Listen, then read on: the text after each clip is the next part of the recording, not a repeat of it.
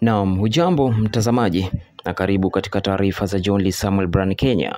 Iwapo ndio mara yako ya kwanza kujiunga kwenye channel hii, basi hakikisha kwamba umeweza kusubscribe, kisha finya hiyo notification bell ili ukaweze kuwa katika nafasi nzuri ya kupokea taarifa zaidi kadri yanavyotukia.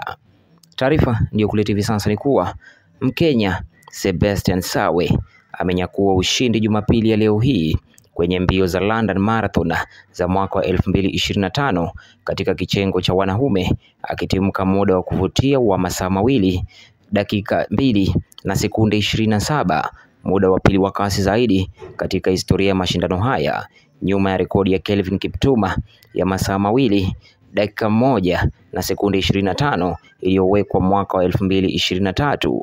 Mkenya huyo mwenye umri wa miaka 29 aliongeza kasi na kutoka kwa kundi la viongozi 8 karibu na umbali wa maili 20 na akaendelea kushinda kwa tofauti ya sekunde 70 dhidi ya Jacob Kiplimo wa Uganda.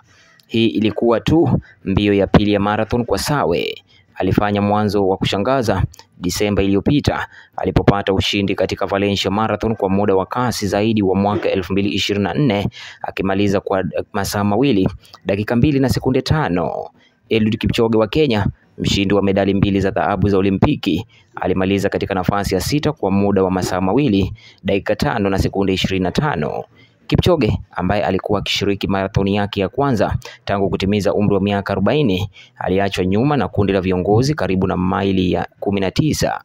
Asante mtazamaji kwa kuitazama taarifa hii, na iwapo hujasubscribe basi hakikisha kwamba umeweza kusubscribe ili ukaweze kuwa katika nafasi nzuri ya kuweza kupokea taarifa zaidi kadri yanavyotukia. Asante.